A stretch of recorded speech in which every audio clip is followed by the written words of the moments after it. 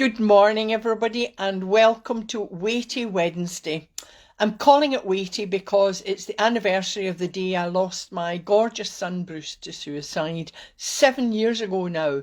But as grief is like a weight, I thought that the title was appropriate. I believe it was Grieving Mother's Day on Sunday, but it's never just one day. It's never just one day for anyone, whether they're grieving, whoever they're grieving, a lost loved one. Grief affects everyone who's lost a loved one every day, and often every moment of every day. And I remember years ago writing a blog about loss and grief, and I covered the various stages of grief. But actually, when I actually experienced the pain of losing my son, these stages just didn't happen in the way I'd written about them. So there is a difference between theory and practice. The stages are not sequential. They're often all in one day, and is often the case only when you experience something you realise this, that when you write about something, the theory is so different from reality. I then decided to write about the pain of losing my son in a book, and I asked for suggestions for a title, and a lovely friend, I got lots of wonderful suggestions, but a lovely friend, Zina von Rollick, she actually suggested The Weight of Emptiness, Comfort and Hope for the Loss of a Loved One. So I chose that title, and it just kind of fits how I feel and how the pain of losing, but also the tips and techniques for bringing comfort and hope. It just fits perfectly. I also want to thank all those who lost a loved one and allowed me to share their stories in my book. I was honoured to do so, and it just uplifted and inspired me. I just found writing my book about the pain of losing my son so therapeutic, and it seemed that those who shared their stories found this as well. They found it therapeutic. It's the old story, sort of, to me, sharing is caring and helps healing. Now, I know that I lost my son to suicide, but I just had a quick look at some of the World Health Organization statistics, and it's approximately, I think it's about 800,000 people every year. That's one person every 40 seconds commits suicide, or decides to just not go on with life.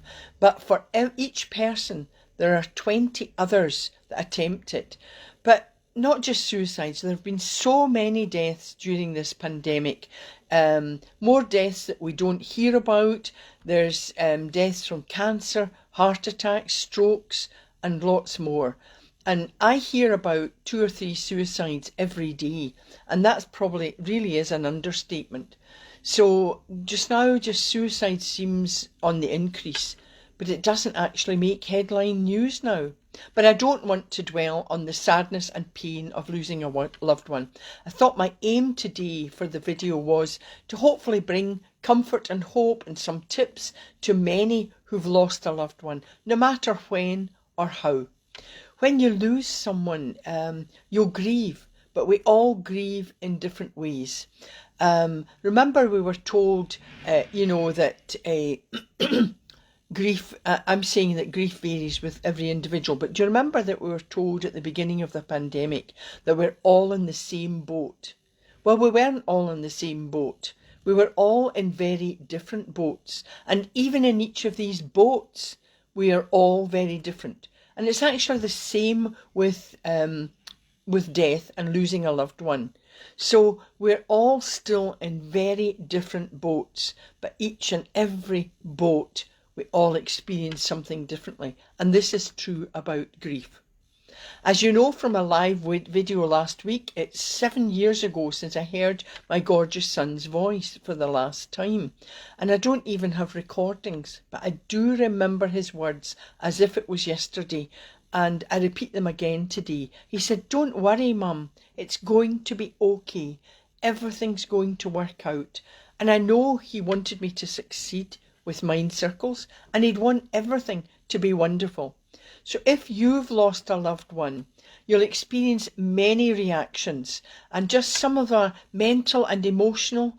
You'll have numbness, anger, sadness, shock, disbelief, depression, guilt, acute loneliness, so many mental and emotional reactions.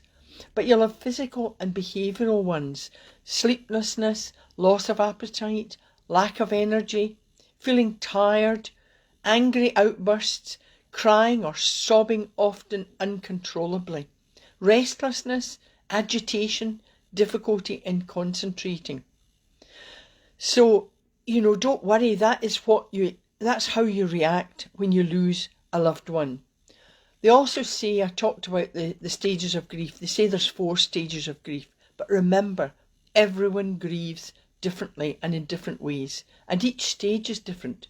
But just a quick sort of reminder, stage 1 is numbness. Now, it's interesting that I remember when I talked at the celebration of my son's life, people said, oh, you'll not manage. But I was determined to do it. I have other techniques as well that help me stop me from sobbing or breaking down at that moment. But I think perhaps you're still numb when it's soon after you've lost a loved one. But the numbness can be hours, days, longer. And you go into a kind of almost robotic mode, organising, arranging funerals, sorting things out. But don't let the feelings of numbness go on too long. I find talking about my loss and talking about my loved one helps me. Or you can write down your feelings. Again, I say sharing is caring and helps healing. The second stage is just longing for the person. You get angry, you get upset, you're agitated, you can't relax, you sleep, you feel guilty. Could you have done more? What ifs? And the more, you're guilty because you wish you'd maybe told them you loved them more. The third stage, sadness and depression. You might want to be alone. You might want silence. You might want to withdraw from everyone, even family and friends. You find yourself bursting into tears. And what helps me, of course, is I try and then focus on the beautiful memories. I'm sure your loved one would not want you to continue to live being sad all the time. The fourth stage, they say that's the final stage, letting go. Your feelings of sadness, they say, will lessen. But actually, I don't really think this is a stage. I think you can find your sleep patterns and your energy levels improve. They can improve. But it's only if you're resilient and courageous enough to endure each day in a different way, a more constructive way, and that honours your loved one.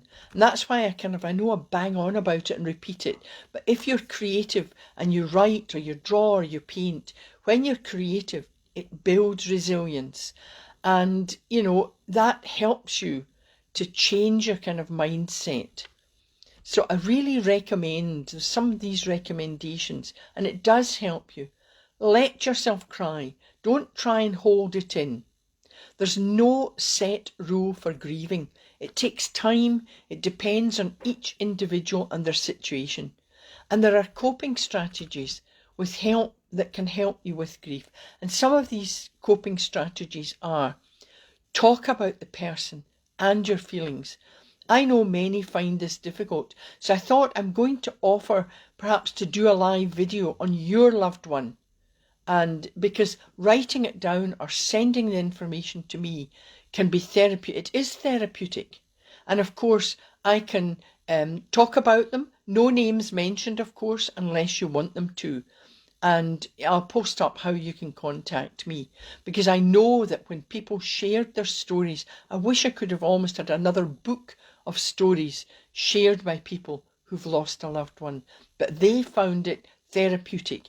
Even when you've lost someone, it's even miscarriages and stillbirths, anything where there's a loss, no matter how far you go back, 25 years more, people tend to forget. You'll never forget your loved one, but you tend to think, well, is everyone else just ignoring all of this? But by writing down and making sort of an honour of your loved one, can really help you.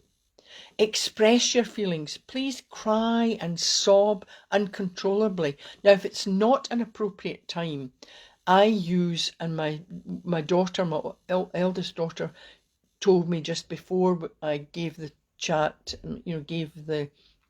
in memory of my son at the celebration, she said, remember your red door, blue door. So the red door, blue door is a technique that helps you to stop maybe crying at an inappropriate time. So I'll post this on my website and you'll get a free copy if you join my Mind Circles community. Talk to others. In similar situations, when you share your feelings and experience, it really helps. So talk to others. Grief doesn't end. I mean, I would not want to forget my son, but you don't need, but you do need coping strategies that help you to endure each day differently. So that's why I recommend my strategies, and I know they help others. So here are some some of the coping strategies you can find in my book, The Weight of Emptiness. Talking about your grief, speaking about your loved one, and I repeat, I know that many find this difficult, so I'm going to offer to do a live video. I can chat and talk about your loved one, honouring them with no names mentioned, unless you want me to. Express your feelings of anger, guilt, sadness. Accept that things are beyond your control, and get support from family and friends. But if that's not possible, then there are support groups and professional help. I found that it's not for me, but then everybody's different. I'm able to talk about my son, and that helps me. Don't make any major decisions when you lose a loved one, because your judgment may be affected, well, it will be affected, and then you can cause yourself more stress. So don't make major decisions. Give yourself time and space to grieve, and this will be again different for everyone. Take a walk in nature. You get a different perspective. Give yourself time. Don't let anyone tell you how to grieve. And of course, my ABC techniques, they help because they're proven psychological strategies for reducing anxiety and stress and improving your overall well-being. Again, I say it, sharing is caring and helps healing. That's what I found when I wrote my book, but you too can write. Use your journal, your diary. Remember, grief is different for everyone. It comes in waves and it sometimes hits us, crashing and swallowing us up before washing you maybe onto the sand, and then you feel the sun heating your face, body and mind. It's when I'm hit by these kind of thundering waves, I like to honour my son by remembering the wonderful memories.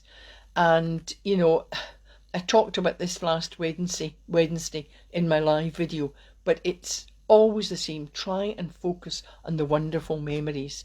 You might even have things that you like. I mean, I've brought him with me today. I have my son's beautiful teddy. So I just remember, and I can just smell and sort of just, he's with me. And I talk to him as well. And you're not going crazy. Don't think that, and don't let anyone tell you how you want to grieve. Some people don't know what to say, of course. So here are some words about what not to say if a friend or somebody loses a loved one, and what to say. So don't say, oh, I know how you feel. Even if you do, it can just make matters worse, and it makes the person angry at you. They want to say, you don't know, you don't have a clue. Don't say, call me if you need anything, because they probably don't know what they need. Don't say it will get better in time. There's no time limit to grieving. Don't tell them not to cry. It's part of the grieving process. And of course, really, don't talk about God or religion unless you really know them well. Faith is private and personal. But if you know them well, that's fine. But you need to be sensitive to these things. What you can say is say, I care about you. I care that you're hurting. And by saying this, you're kind of validating how they feel. You could say things like, can I do the shopping for you? Can I take you somewhere you need to go? Do the practical things. Can I help with form filling? So many forms and things you've got to do. Or you could say, come to lunch with me. When you make sort of things very specific, it helps, as the person probably can't focus or concentrate. Don't be pushy. You need to wait until the person is ready. It's okay to cry. Tell them it's okay to cry and just say, I am here. This is enough. You don't have to say anything more than that. You can just sit quietly with the person. You can touch or hold them if it's appropriate. You may feel like crying too, and that's okay. If you know the person well, as I say, then you can say things like, I'm praying for you, but it's got to be sincere. And you can also say, I'm thinking about you. And I must say thank you to a huge number of people that have sent messages of support to me and say they're thinking about me. And these messages are really just so heartfelt and much appreciated by me. What can you do for the grieving person? Because that's another thing people don't know. It's all very well, you hear people saying, just say, I'm there, I'm here. And if you speak to people who've lost a loved one, you know, they really don't know. But never ignore someone who's grieving. It's good to call or visit. Send a note. Do some kind gestures. Remember, the problem is that often people will send notes, they'll send messages soon after you've lost a loved one. But long after, you know, people just forget. And that's understandable. But if it's a good friend or person, you know, remember to do these things long after, not just for the few days after someone has lost a loved one. People are often good at calling and visiting immediately after death, and then they just forget. They forget to keep doing these kind gestures. And remember, it's often actually much later that a person may need these kind gestures. So don't forget that. There's no answer to pain going away or the grief ending, but what I do know is that I like to think of it as enduring. I'm not a survivor, I'm not a victim, I am enduring life in a different way. And to me, that's honouring my son.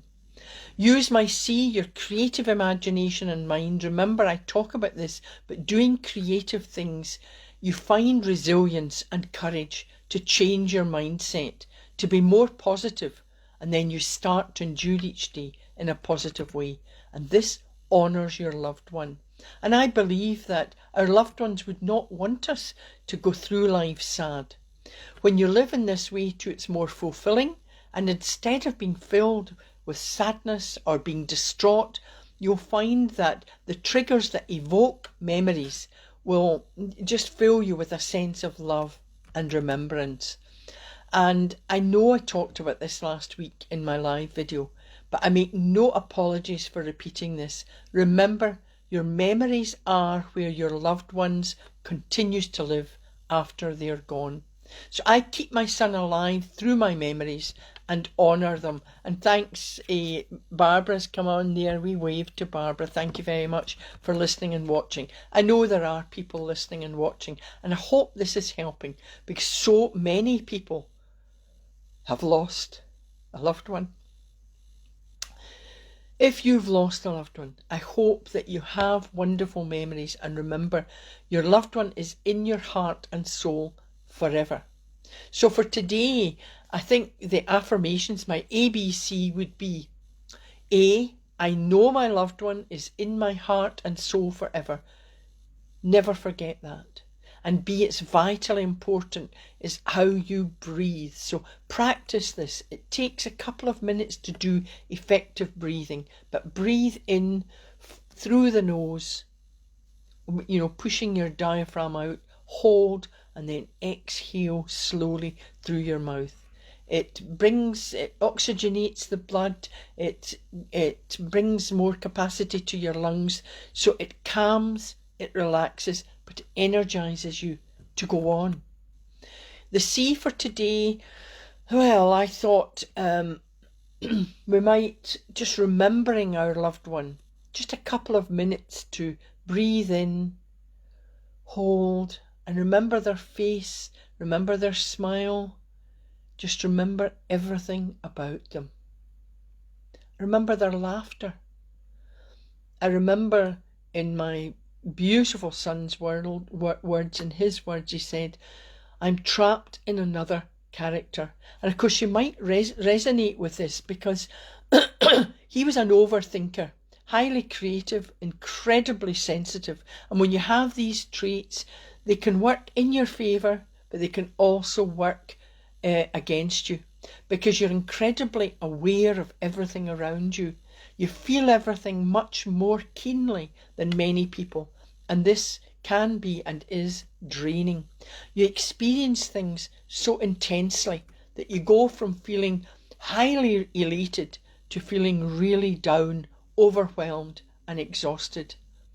Now, some people that are like this are able to manage their emotions, but there are so many others find this difficult and almost impossible. And Bruce was the latter. He used to bring ideas to me in ways that would help reduce stress, reduce anxiety, and it was all to help me develop mind circles techniques, especially my ABC. And I used to hope, I prayed and hoped that he would use these to help reduce his feelings of intensity and being overwhelmed. But this was just not to be.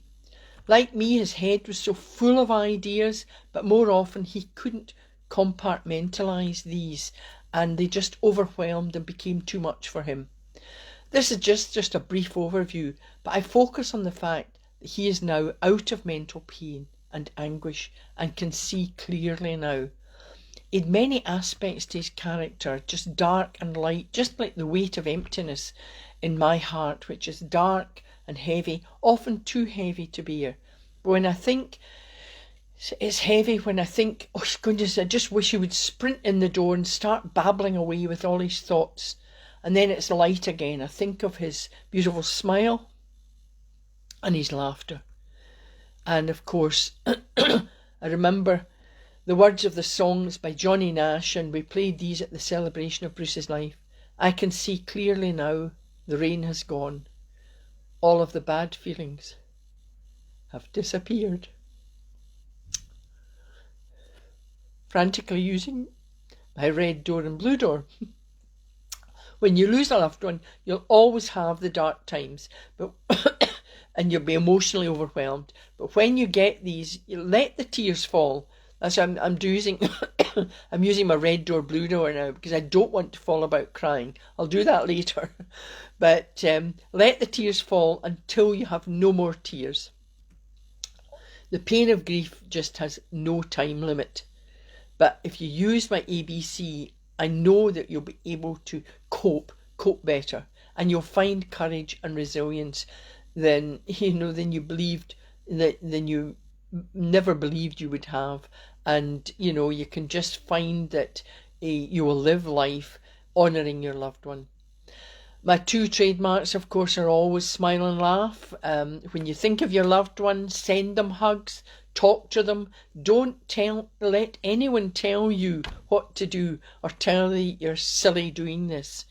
And this is going to be a wee bit difficult for me, but I'm going to try. For my gorgeous son, don't know if I'm going to manage. Your darkness, your light.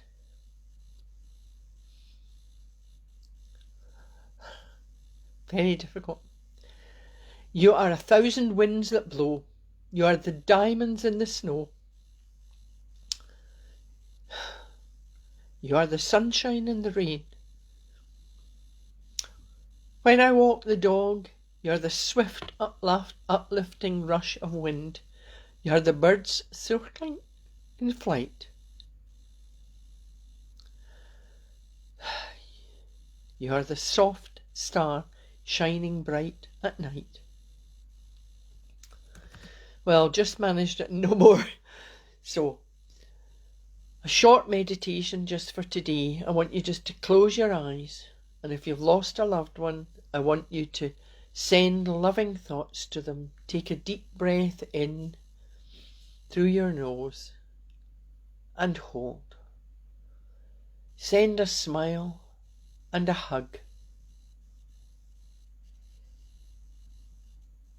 knowing that you will never forget them. They're in your heart and soul forever.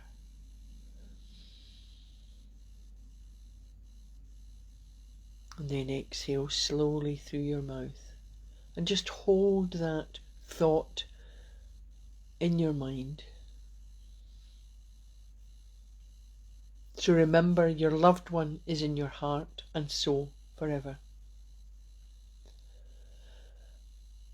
And then you can just relax, and you can bring that to mind any time you want. It just makes such a difference.